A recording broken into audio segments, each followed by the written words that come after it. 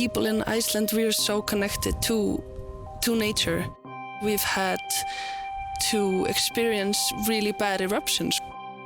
It's so powerful, and it's built in every Icelandic person to respect that. And I would think that since I was really small, I would always have this respect for nature and for volcanoes. You also think, like, as soon as you see this gigantic force of nature, you're kind of like, oh, this is how everything was made. Like, you realize that every single mountain in Iceland and all of this land was made out of these huge eruptions. And so you kind of think, like, will there ever be an eruption bigger than this, and will it be even more powerful, and could it be more dangerous for us? And you kind of get this, like, feeling of really being really small because you have no power over nature.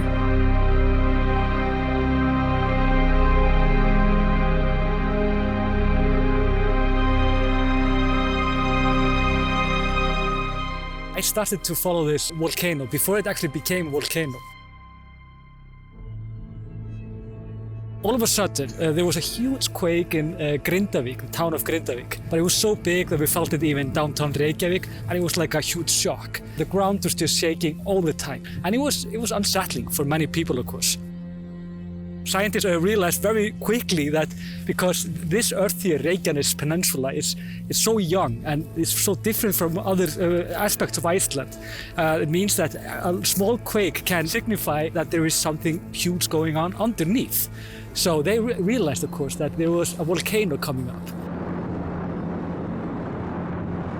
We are between two tectonic plates, and the pressure there is always changing. It's increasing pressure, and at one point in March we had this big earthquake of 5.7 magnitude that released this pressure, and basically we are splitting, and it opened up a crack down to the mantle that produced this eruption. It seems like we have just a gateway up to the mantle, like a naval cord or something. If this eruption is going to last for a while, then it's just, it stays open like that. But it's not coming from some chamber, like it doesn't have any evolved composition, which we see if magma has been sitting for a while and changing its composition. This is just like raw material, basically. Most of our time has been spent to find out how to take care of the people and visitors coming here for many thousands every day. For our little town is a big job. There are a lot of surprises by nature, and as an Icelander you simply have to live with it. Nature has the final say.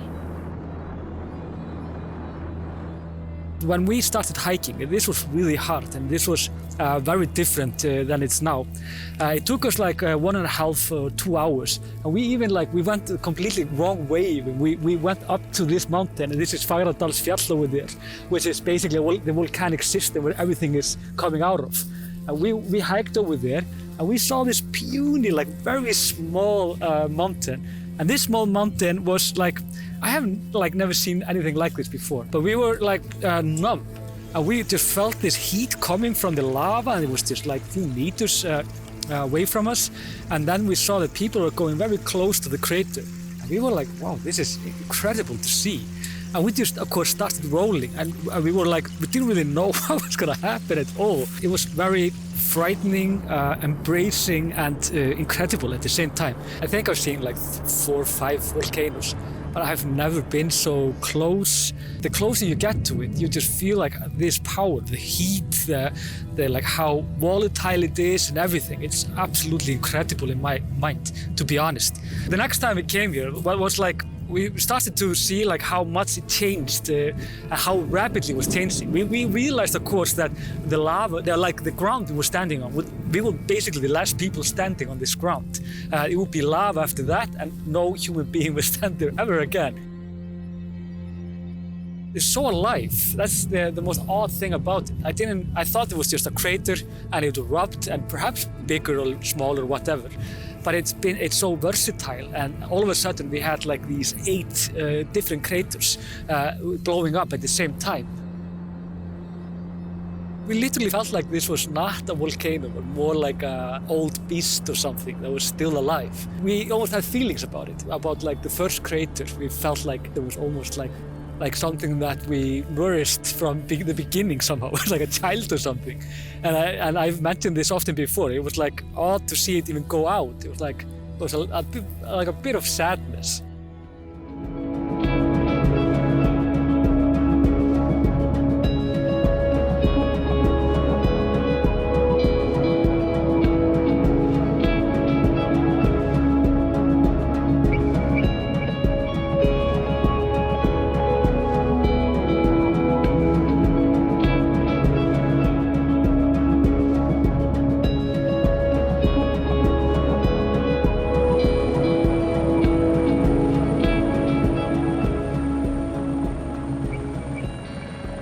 So I've always loved flying and loved flying abroad when I was a kid. So I actually decided when I was 5 what I was gonna do when I grew up, and I told my dad.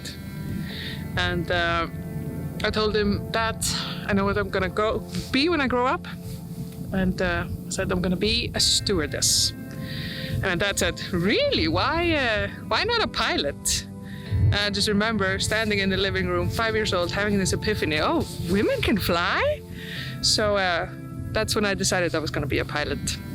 And then later I started flying airplanes when I was 20, but got the opportunity to visit the Coast Guard and just sat in one of the helicopters. It didn't move at all, but sat in one of the helicopters and I was like, yeah, I'm going to fly this. This is great. So I haven't flown a plane since, and I started flying helicopters then in 2007. I love flying there, and it's amazing to be in this position, to be able to watch it grow and develop on almost a daily basis. And it is, you just feel so privileged and so lucky that this eruption is actually accessible, but not a danger to people, which is really, really important to us. And then you have this immense feeling of pride of your country when you show other people from different places around the world this amazing thing. Especially when you're standing there and you can hear the rumbling, feel the heat, and see the lava grow. The growing lava, it sounds like bottles crashing into each other. Most people, they've seen it on the live stream, but when they get here, it's so different, because you don't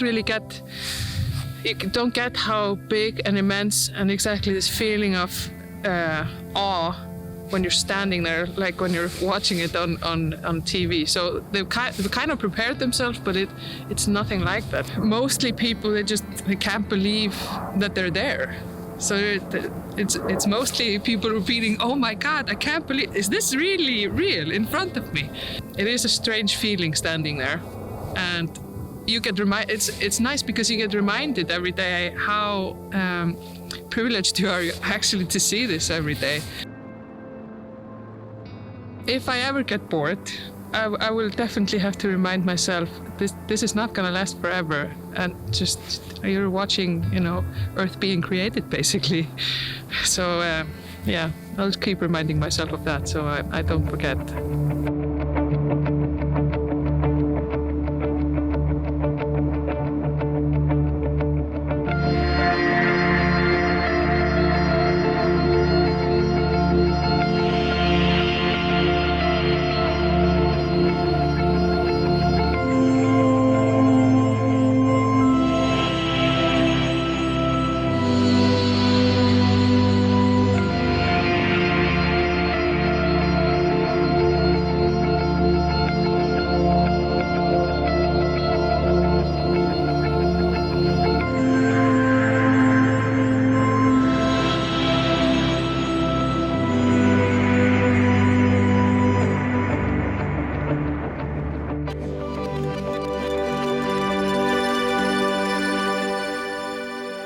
I probably have the world record of seeing molten lava. I've seen it over 1,000 times during my show because I make it my own. We educate people about what lava is, the eruptions, different kinds of lava, different kinds of situations that can happen in eruptions.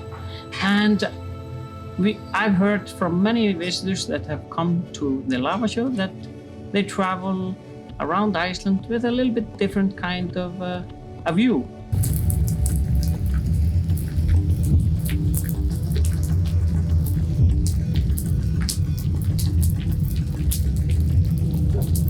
You heard of the palace here, Norna House, which is here.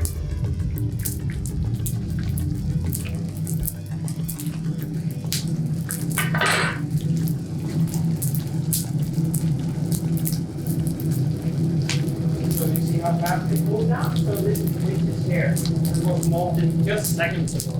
During COVID, we tried to do a few experiments because we had time. And I was talking about the rhyolite, the other type of lava. We actually collected the rhyolite from Katla eruption, so a different kind of lava. We made experiments melting it, tried to cool it fast, and we were actually able to make obsidian. So this is obsidian, man-made obsidian. Eruptions have affected the Icelandic people extremely much. For example, in 1783 we had Laki or Lakagigar erupting, and 1/4 of the people died.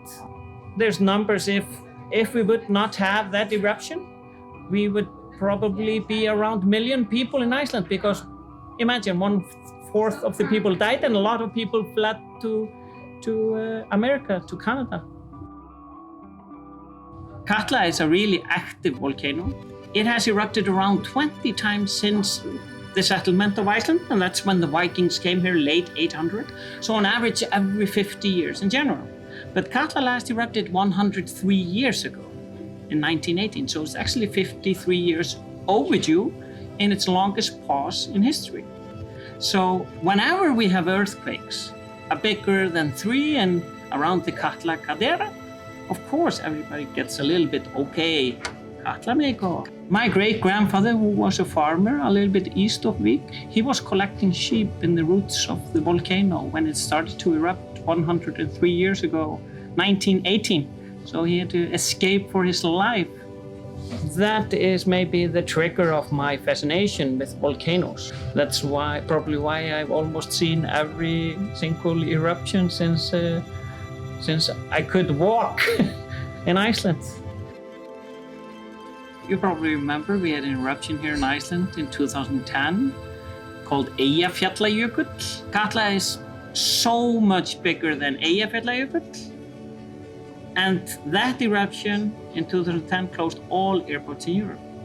Katla can actually close all airports in Europe, America, and it can lower the world temperature a few degrees if we have a big eruption. So many people have asked me, so why do you live in the town of Vik? Because you have a volcano here just above you, and it can erupt and come with its glacier floods that is much more water content than Amazon and Kansai combined. Why do you live here if we can have a glacier flood coming here after an eruption? And you could say that to so many other people around the world. For example, in California with earthquakes, the Ring of Fire in Philippines, Indonesia, you live where you live and you just accept the nature can speak if she wants to.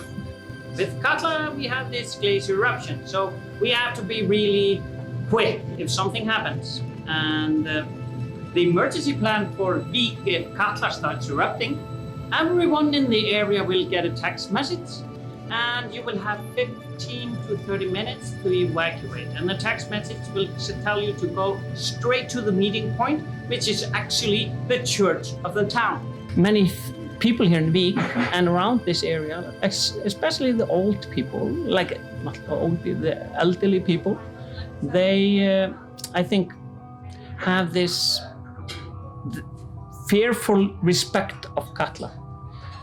They are afraid it would erupt, but I think they're also like, it better erupt before I die, because they want to experience it. I think in general, Icelanders are really excited with volcanoes, but you have to have the respect of Mother Earth, and we know what it can do. I think this is a little bit part of our core here in Iceland, volcanoes.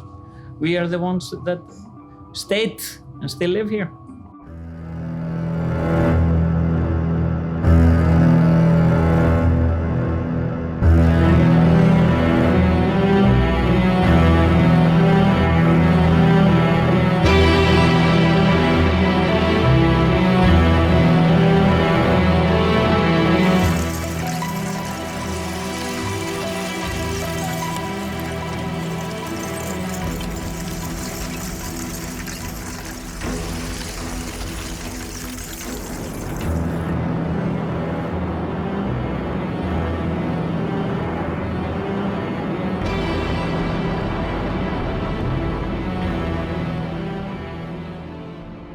I think a pretty big part of this of the part in Katla is that it's really connected to folktales, Icelandic folktales, and the volcano, which is a big part of Icelandic culture.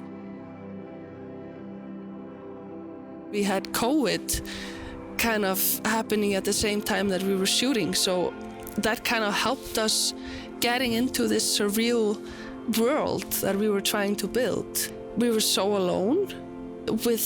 In Vík, there was no tourists because people weren't allowed to fly into Iceland at the time. You realize that you're not used to being a tourist in your own country.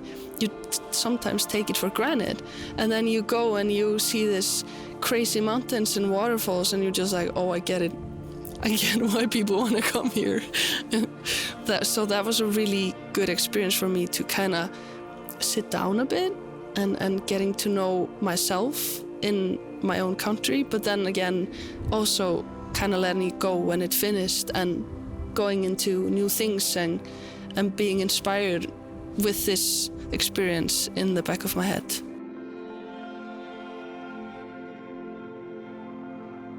When they started shooting, they would put they would say rik, what is it called?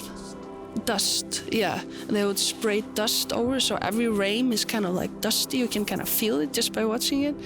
And then after every single day when you came home, you would have black lines in your eyes and in your nose and stuff like that. It would be really dirty. But I think that's kind of what happens when there is an eruption going on. And we watched a movie, like a documentary about the Eyjafjallajökull, and that was exactly what happened. Everything would just fill up with ash, and then your eyes and your nose and everything, it would just be covered in ash and with this tiny dust, which is so bad for your lungs and stuff. So I think we kind of captured that atmosphere of dustiness. When you're shooting a scene, it might take hours and hours, and then you have to do the next scene, which is continued the next day, and then you would have to take picture of the pattern of the ash, how it's falling on your face, and do it exactly the same the next day, So it's a lot of ash, a lot of fun. It was a tough experience emotionally because this was my first acting job ever. I've never done any acting before, so it was kind of like you were putting yourself out there every day, every single hour of the day. And I felt that when with the last day of shooting, it was kind of like I felt that I was writing a book and I just written the last page, and now it was just time to close it and maybe read it again some other time. But it's funny, and now I feel like I've done that and I want to experience something new right now. We have this kind of a freedom that you don't have to bind yourself to a genre or to any fashion trend that comes and goes, We just have this kind of a freedom of expressing ourselves through art, and I think a part of it is just how the land goes and how our culture has developed into kind of this free thought of do whatever you want to do, but do it at your risk and do it respectfully. In a lot of lyrics that Icelandic musicians do, they use nature and they use the language kind of to, because it's really hard to write a song in Icelandic that's not going to be a cringe when you're talking about love. So you really want to hide it in some kind of a costume of telling something with something else, you know, which can be nature, which can be a lot of things. But I did it a lot in my last album with nature. This interview will maybe inspire me to do a volcanic song.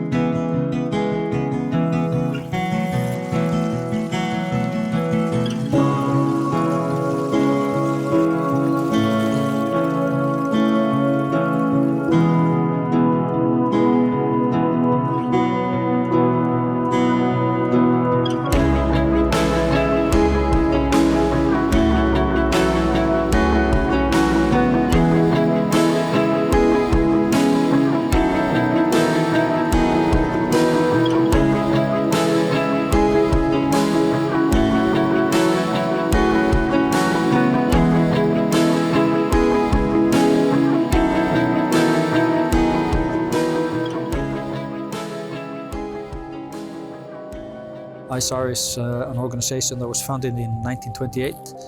First team actually established in the Westman Islands, my hometown, in 1918. And today we have 91 teams that are active in Iceland, and it's all around the country. And we have the capabilities to deal with everything between the bottom of the ocean to the top of the mountain. So it's a highly organized organization. We have a really good rescue school. We train our people from the young age of 18 to 20, and then they become the first level rescuers. We also have a youth program from the age of 14 to 18, so that we actually get them young and start indoctrinating the young minds with the SAR mentality. We have the people that want to volunteer their services and take pride in being a part of society in that regard. Search and rescue in Iceland is similar to the National Guard in the US. Probably the main difference is that we don't get paid. We have to buy all our equipment ourselves. But I think there is a similar motivation. Just being on call, on standby, and being able to contribute when needed.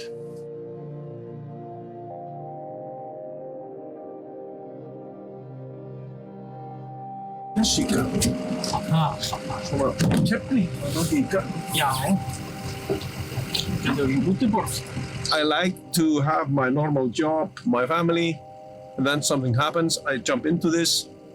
There's a lot of adventure in this, and many different sides of life, which you visit for a while and then you leave it where it is.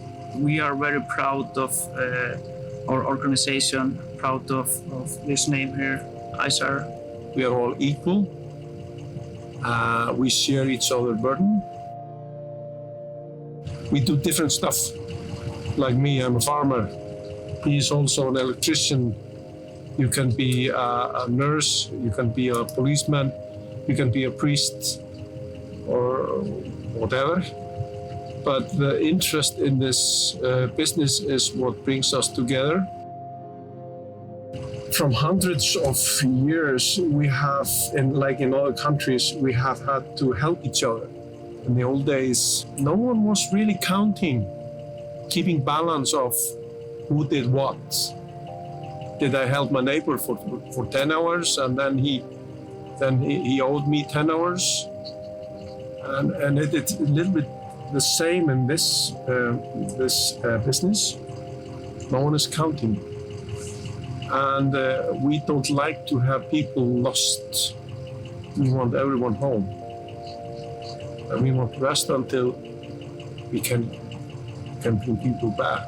I think this is a lifelong agreement that you put in work in the rescue team for the rest of your life, and it's always giving back to you. It's always rewarding you.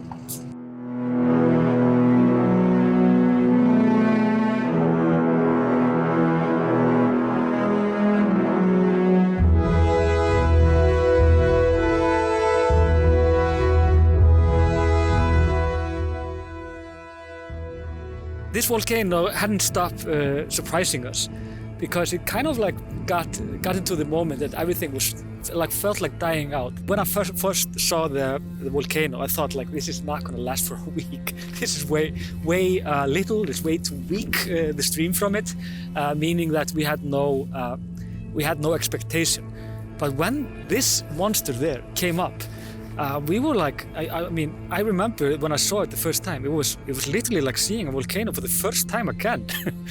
I was telling our viewers like, yeah, and there is the volcano, there is nothing happening, and we probably need to go closer to see any action. I have no idea what's happening here. And then all of a sudden, like, the volcano like just bursted out, like, bah! And me and Art, we just stood there, we just were like numb, we just watched it, we were like, what the hell is this? Like, what happened to the mountain? Look at that. I felt the earth to show my son that the country that he really lives in. So we actually hiked here in the snow and we saw the volcano.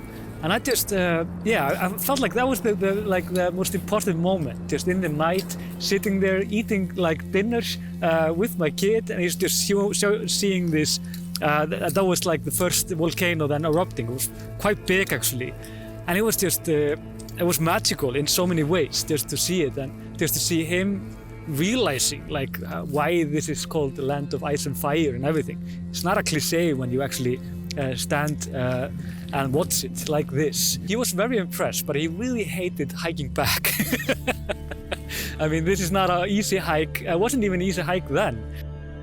If you want to be like, go into the metaphor, I mean, this is very much like Icelanders are. I mean, it's like we burst and are like beautiful in this red hot maniac situation, and then they kind of just fissure out in the end and just keep on going until the next volcano comes up.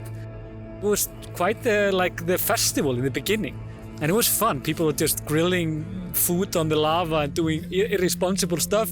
Like, I mean, I don't know, like, I think Icelanders are allowed to be irresponsible around volcanoes, right? Like I always said, I mean, I think the last person that died in a volcanic accident was in 1973 in the Westman Island. But Icelanders do not die in volcanoes. We die on the way to the volcano, on the way back.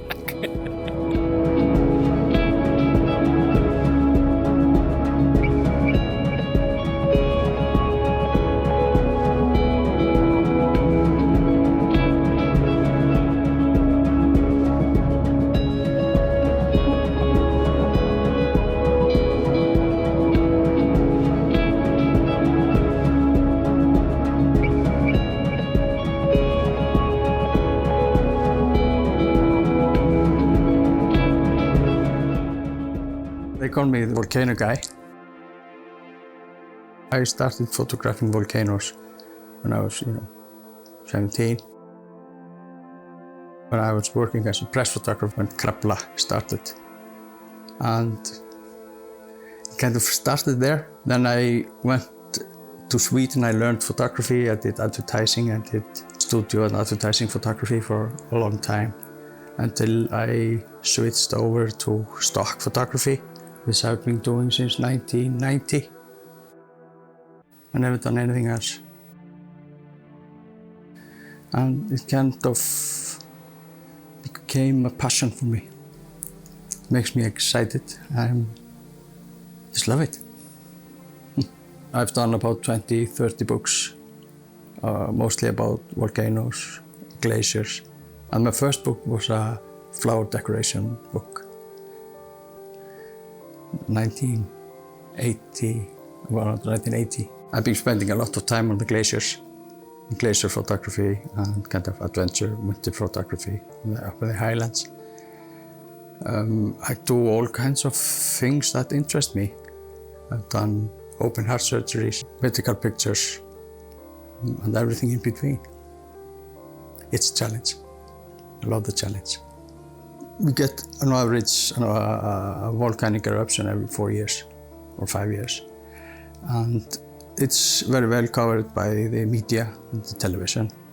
And on those media, the lead scientists are explaining what's happening. So very soon, all Icelanders are very familiar with the science behind it and how things work. And they're very well educated. We have volcanoes everywhere. There are about 5, 6 volcanoes ready to erupt any minute now. This volcano which we have now is a tourist eruption. Some of the others are not fun, not at all. I mean, they're quite dangerous. Eyjafjallajökull was kind of a big thing. Then Holuhraun, 2014, was magnificent. That was crazy. And then we have this tiny little thing which is going on right now, but not far away. You can see it from the house. And that's a small thing. It's a fraction of Holuhraun, but it's beautiful and it's close and it's easy to get to. I'm always prepared and I know things are going to happen. It was famous here when one of the lead scientists said this is not going to happen, so there's no eruption going on, and it actually was happening almost behind him. So you have to do your homework. You have to prepare, you have to decide what you're going to do. Are you going to take a helicopter? Are you going to fly with an airplane? Are you going to drive up there? Are you going to walk? What are you going to do? And what is the most important thing to do first, and then what you do second? That depends on the situation, actually, when it happens. I get on the first plane, which is important to get the first minutes, and then you have to gradually add on as the volcano progresses. That's just straight into the crater. That's a dead crater beside it, and then there's alive. I lost 2 drones flying into the crater, so I switched over to the Coast Guard helicopter. The Coast Guard helicopter is not going to fall into the crater like my drones. At Holuhraun 2014, we were using the first generation of drones. That one melted, by the way, but we got it back. The camera is melted.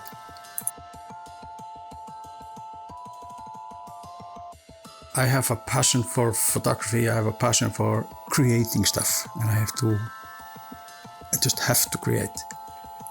And preferably only once. I can't repeat myself. And I hate repeating other people's work. So I try to be as creative and as I can. You can't put it into words, it's a feeling, it's just things you do. You don't create by deciding I'm going to do this and this and this and this. You just go there and it happens. It happens in here. And sometimes it happens without thinking. I have a vision and I have to go and I take a picture and I want to create. It doesn't happen often. I have a lot of ideas what I'm after, but not exactly how it's going to be. It happens just, it's a feeling. Yeah, I think it's the way my brain is wired. It's a thermal selfie to show how cool I am compared to the volcano. Sometimes it's so cold, your fingers are falling off. And it's difficult to concentrate and to do things if you're so cold that you kind of, the fingers are not working anymore. But you have to do it. I do it anyway. And sometimes it takes a long time to recover after a good shoot. In the general area of Reykjanes is going to erupt, I'm told, for the next 200-300 years, on and off. I hope it's out in the sea, because I need different pictures. I have a database with about 150,000 pictures. I have about 2 or 3 million originals on back files.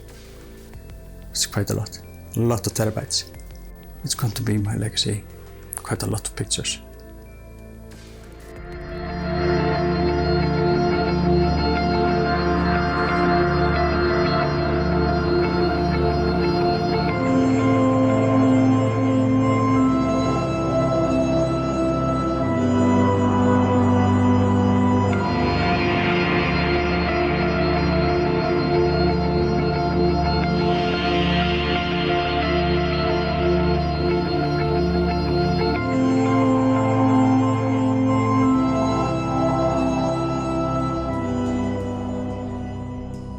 I think it's kind of interesting to think about, in my lifetime of 26 years, I've experienced 2 major volcanic eruptions. And I don't think there's a whole lot of people outside of Iceland that could say that.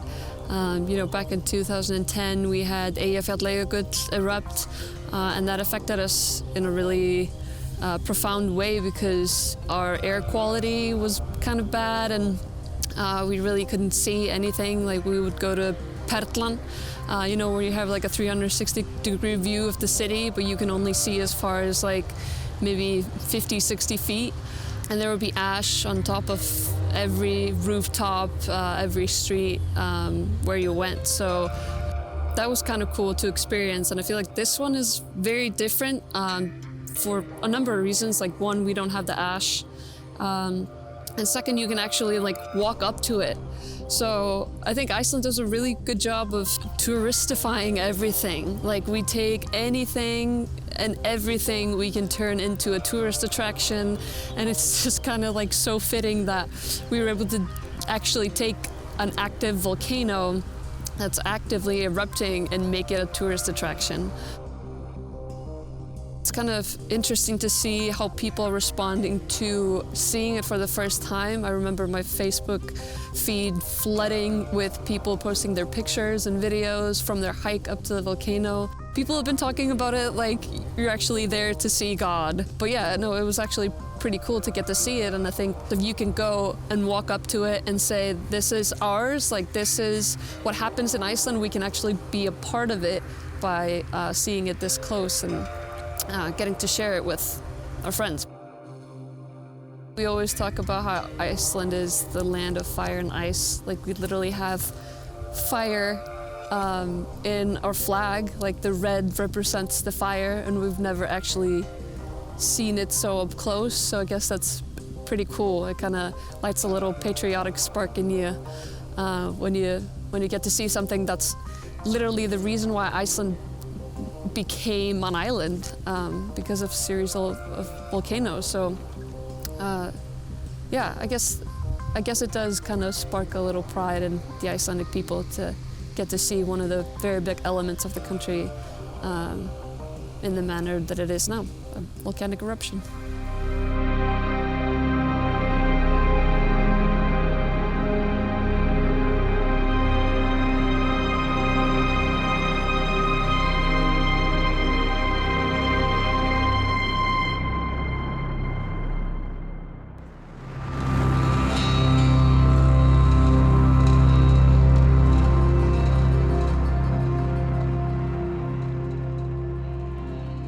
The films that I exclusively use are usually referred to as Polaroid peel-apart films. One part is the actual picture where you can see the picture like the Polaroid pictures that people are used to. The other part is just black. And the very few people that still use these films, they throw away the black part. But the black part is actually what I use. And by putting it into a small chemical process, I get a see-through negative. I started doing photography in 2005, and by that time, of course, there were already good digital cameras, but even so, I started with 35mm films, moved on to 120 films. Then I moved to London to study artistic photography, and that's where I was introduced to the Holgaroid, which is basically a Holga plastic camera with a Polaroid back that got me into the whole Polaroid thing. So I'm very much interested in the manual process, which I did with the 120 films and then kind of transferred that over to the Polaroid. It's not just about having a nice capture at the end of the day. For me, it is about the whole experience, and I try to insert that into my art. I'm not trying to document just what you see. I'm not trying to show you, oh, look how beautiful Iceland is. I'm more trying to convey to you, the viewer, the feeling that I get being out here.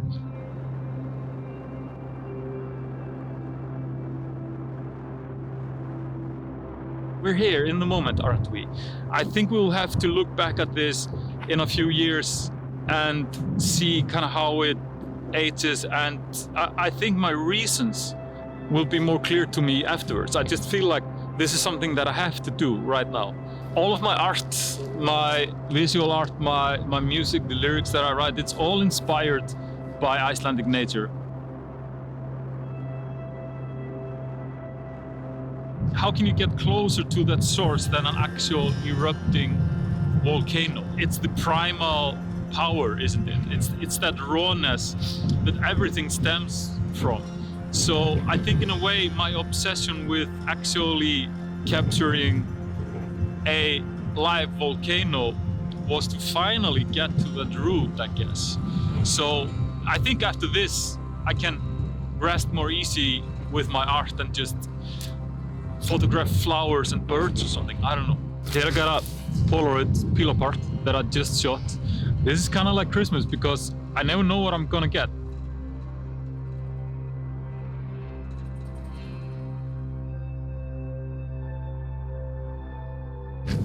There we go. That's my friend Birkir standing in front of the volcano. And now you can see this is the actual print. This is what I used though. This is the negative.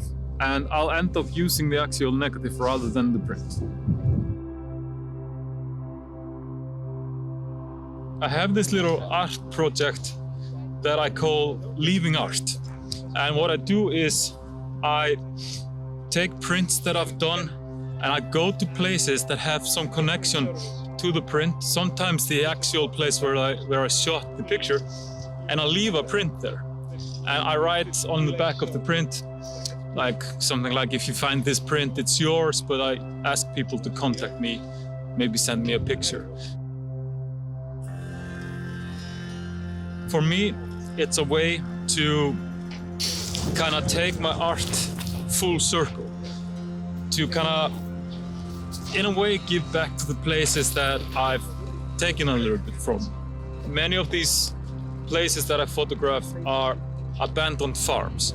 And in a way, I feel like I'm giving the farm a new life, a new purpose, by kind of giving something back.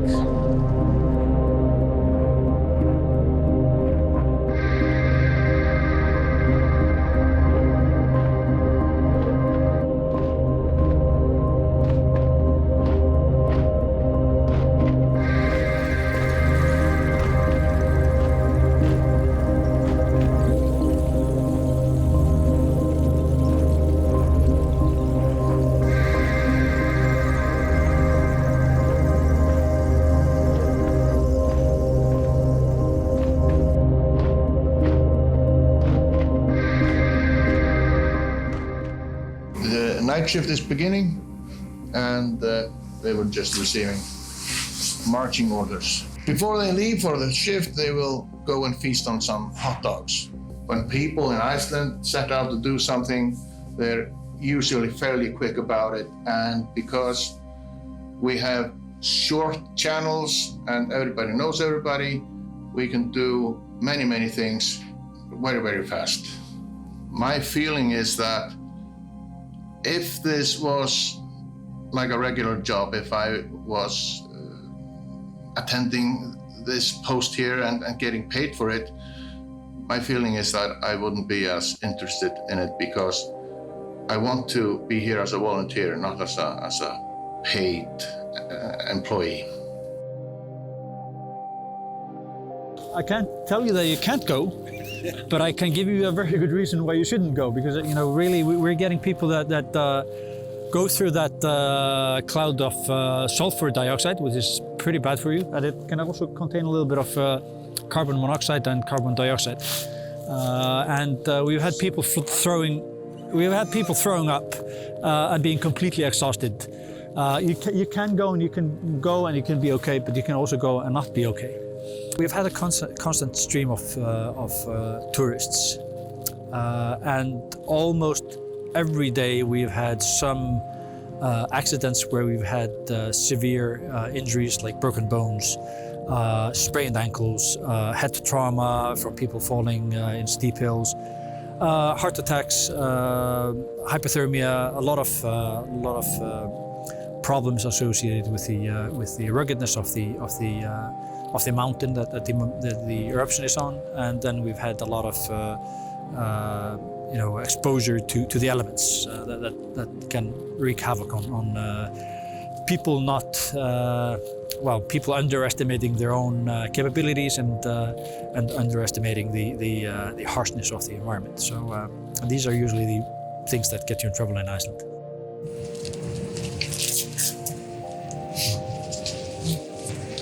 Take it here. Is this 3? Okay.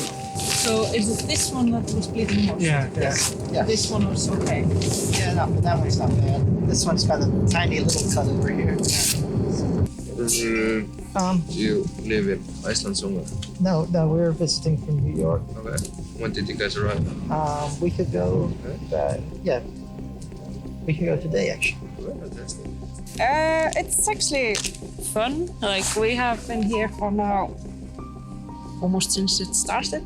I have been here maybe once every week. Just the experience.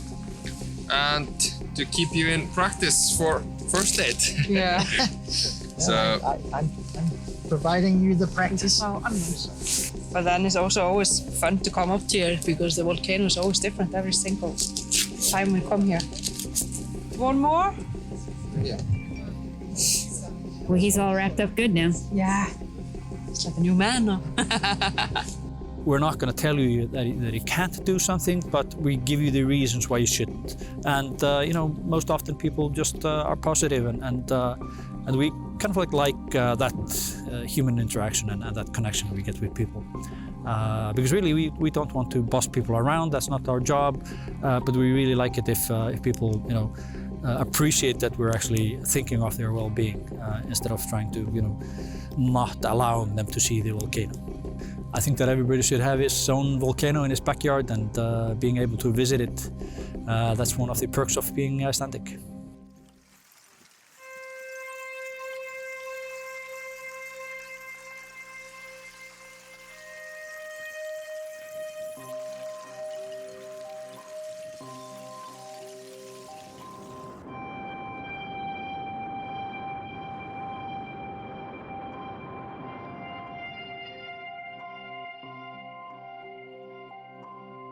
We get so mad, like we see some tourists going on the cooled lava, and we would be like, how could anyone get the idea to do this? Because we are so hardwired to be like, you cannot do this, and you cannot do this, and you cannot do this. Like every time I would drive where there are old lava, and the first thought that comes in my mind, that is something that my mom told me repeatedly, was if you ever go into this place, you have to be careful because you could get into a gjóta, which is like a crack, and you will die. So that's the first thing that will pop into my mind, because we're so hardwired. Like our parents are always giving us these information that we then continue to give to our kids, and we've been doing for like years. We think of it as a part of us.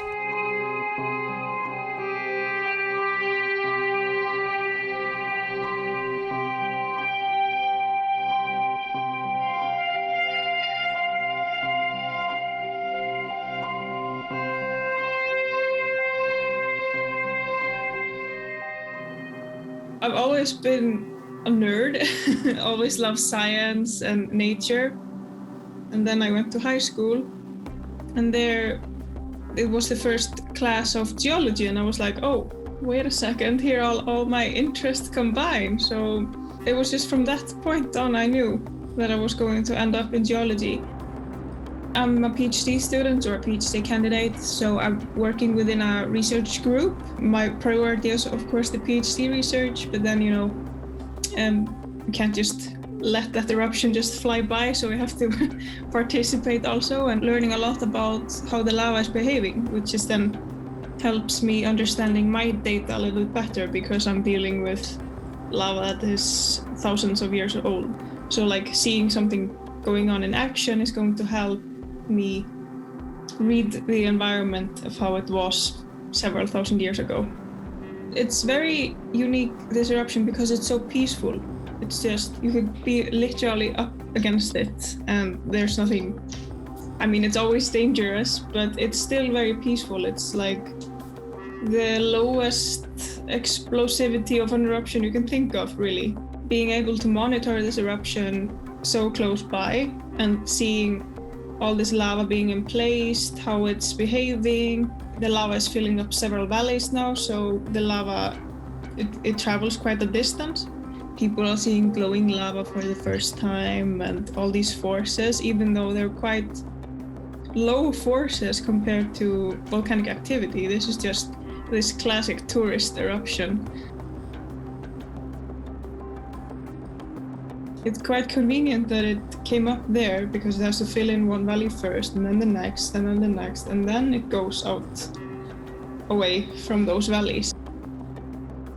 I think people find it really fascinating and interesting. Then you start to explain everything behind it, and then they lose the thread. They're like, oh, okay, well, I think it's super interesting, but I could never study it, because it's so much more than just like looking at lava and rocks and, taking pictures. A lot of calculations and Excel sheets and a lot of heavy work. It's been fun being around the eruption, because a lot of people have been recognizing me from the Instagram. So people are like, hey, Helga. I'm like, who said that? And then people are like, hey, we're following you, or people wanting like selfies. And then I'm like, what? Do you want a selfie with me? That's kind of cute.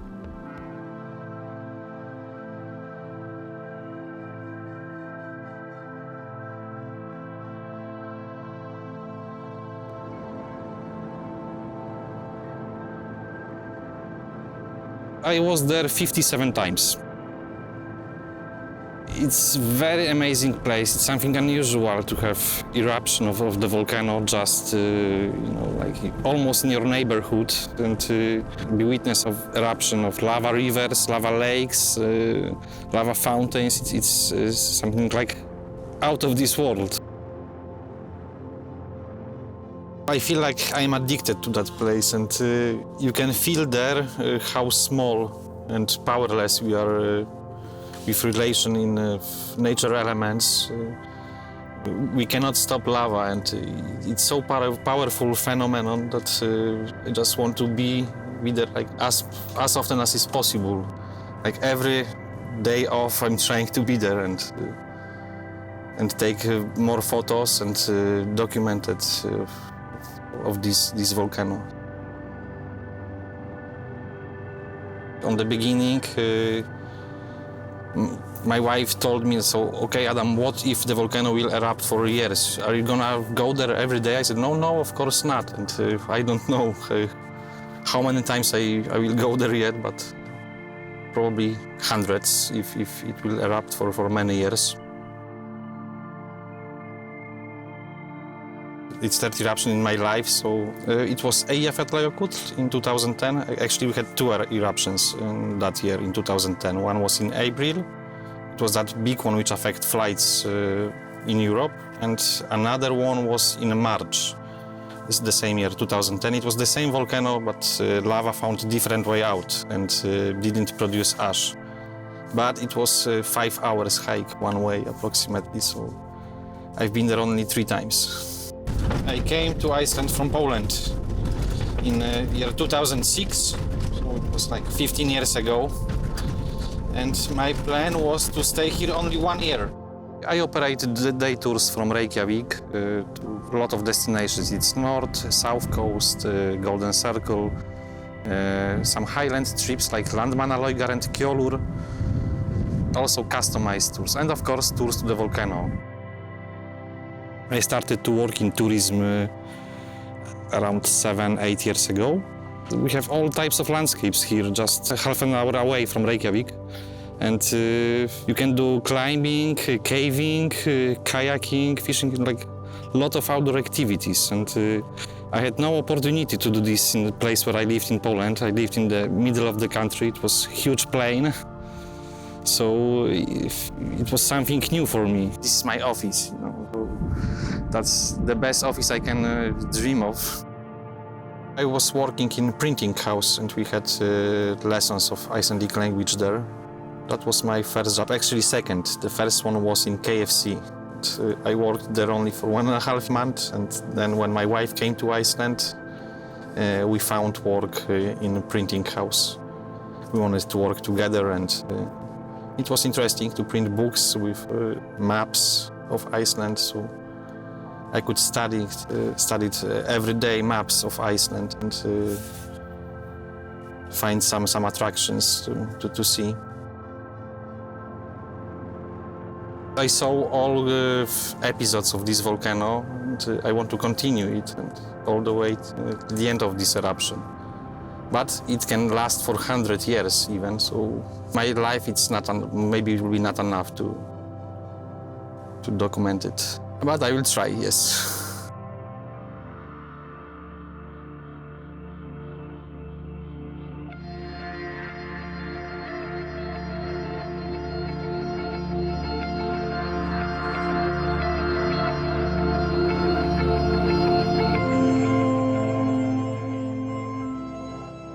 Even though the COVID period has been difficult economically, we see that this living laboratorium we have here in Iceland, on how the earth became an earth, or how the land became a land, and how new land is being made, etc., etc., it inspires people from all over the world.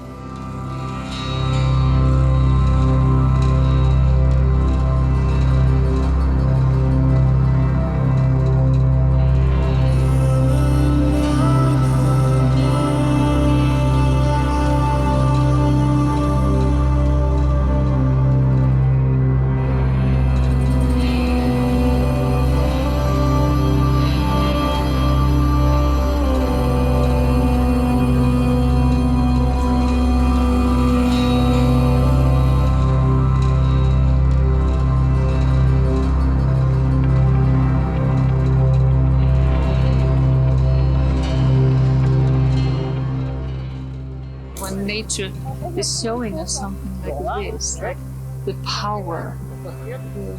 It brings to me the feeling of reverence, like really being humble. I think we need something more magical, perhaps, something more distant, or something. I don't know. It's like I even feel it by myself. I felt the day that COVID hit us, I just stopped reading this brutal, social, realistic novel. I was like, why not just read Dracula or something? Some silliness like that. I didn't have any passion to read anything about society or a comment about it or whatever. I just felt like I wanted some magic or fantasy. And I think in some ways this is exactly that. But then again, the volcano could stop tomorrow. And then what?